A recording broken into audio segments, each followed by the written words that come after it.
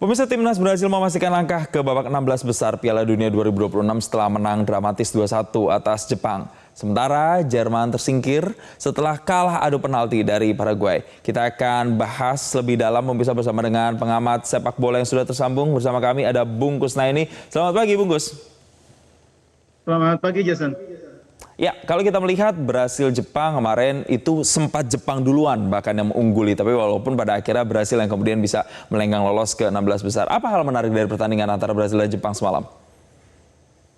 Iya, kalau kita lihat secara keseluruhan sebetulnya Jepang memang sulit ya menghadapi Brasil. Terlihat sejak pertandingan babak pertama itu Jepang kesulitan sekali mengimbangi Brasil. Dan Brasil bermain pintar karena Jepang tahu bahwa Brasil akan memanfaatkan dua sisi sayap mereka.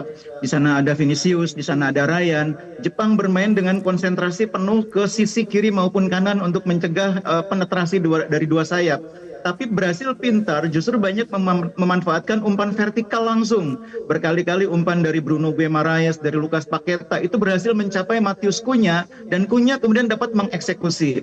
Nah, kemudian terjadi masalah ketika sedikit kehilangan konsentrasi di area tengah lapangan Brasil dimanfaatkan oleh Jepang melalui gol Sano. Tapi sesudah itu Brasil bisa recovery dan secara keseluruhan memang mereka menguasai pertandingan. Jepang saya rasa memang nggak sulit mengimbangi Brasil dengan tidak adanya tiga pemain kunci mereka. Tidak ada Endo di tengah, tidak ada Minamino juga, dan juga tidak ada Mitoma. Sehingga saya pikir ini kekalahan yang tidak bisa dihindari oleh Jepang karena memang mereka secara umum kalah kualitas. Kalah kualitas, tapi kalau kita lihat kan sebenarnya sempat unggul itu di awal kan. Dengan keunggulan di awal itu, walaupun hasil akhirnya kemudian Brasil tetap menang, apakah ini cukup menjadi contoh bahwa sepak bola Asia ini sudah bisa lah bersaing dengan negara-negara elit yang biasanya lolos di gelaran Piala Dunia gitu Bungkus? Iya, kalau secara keseluruhan sih kita kan bisa menggunakan ukuran statistik ya. Memang masih agak sulit sebetulnya. Jepang itu cukup bagus secara kualitas di Asia ya. Tapi kalau menghadapi tim-tim elit seperti Brasil, Argentina, saya pikir mereka masih sulit ya. Apalagi kalau skuadnya tidak lengkap seperti yang saya bilang tadi. Tidak ada tiga pemain kunci yang tidak main di Piala Dunia ini. Jadi secara keseluruhan kita bisa melihat contohnya penguasaan bola Brasil itu dominan sekali dengan 60%. Mereka juga punya total peluang sampai 20 kali, 7 on target. Sementara Jepang tuh hanya punya 2 on target dan 5 peluang. Jepang sangat kesulitan sebetulnya membongkar pertahanan Brasil. Dan mereka menurut saya bisa mencetak satu gol itu sudah hal yang bagus. Apalagi ketika gol dicetak, itu Jepang dalam keadaan tertekan sebetulnya. Jadi Brasil punya banyak sekali peluang sebetulnya. Hari ini kiper Jepang, Suzuki juga bermain bagus, menggagalkan banyak sekali peluang bagi Brasil. Kita harus mengakui bahwa Jepang ini di Asia mungkin sangat kuat ya. Bahkan mungkin di atas semua tim Asia yang lain. Entah itu Korea, Arab Saudi, Qatar. Tapi kalau di level dunia, apalagi di babak 32 besar langsung ketemu Brasil. Memang ini faktor yang tidak menguntungkan bagi Jepang. Ketemunya langsung Brasil. Mungkin kalau Jepang ketemu Paraguay dulu akan lain ceritanya. Oke, karena memang Brasil tuh salah satu tim unggulannya begitu ya. Nah, Bungkus, kalau dari sisi Brasilnya lagi, kita lihat itu kemarin dari Gabriel Martinelli itu kan bisa dikatakan sebagai penguncinya begitu ya di babak injury time. Seberapa besar, seberapa signifikan peran dan juga taktik dari permainan kemarin terutama dari para pemain muda ini untuk kemudian bisa menentukan kemenangan Brasil? Iya, jadi yang pertama, Brasil itu memiliki skuad yang sangat merata ya. Pemain-pemain pengganti itu selalu bisa memberikan dampak yang positif terhadap permainan tim. Kemarin pencetak golnya kan Martinelli, pemain yang bermain sebagai pengganti. Kemarin juga pertandingan di sayap kanan yang main Ryan, padahal biasanya diisi oleh pemain yang lain, misalnya juga ada Endrick di sana gitu ya. Tapi ternyata tidak banyak perubahan. Jadi siapapun pemain yang diturunkan oleh Brasil itu kualitasnya merata. Itu kelebihan Brasil yang membuat mereka ketika dalam keadaan tertekan, pelatih punya opsi untuk melakukan perubahan dengan memasukkan karakter permain yang berbeda. Inilah saya pikir kelebihan Brasil memiliki materi pemain yang sangat merata yang membuat mereka ini ketika menghadapi situasi sulit dengan skenario A itu mengubah ke skenario B itu lebih mudah. Dan kemerataan materi pemain Brasil itu menurut saya salah satu kunci yang bisa membuat tim ini bisa melaju cukup jauh. Meskipun memang nanti akan bergantung pada hasil pertemuan mereka di fase selanjutnya.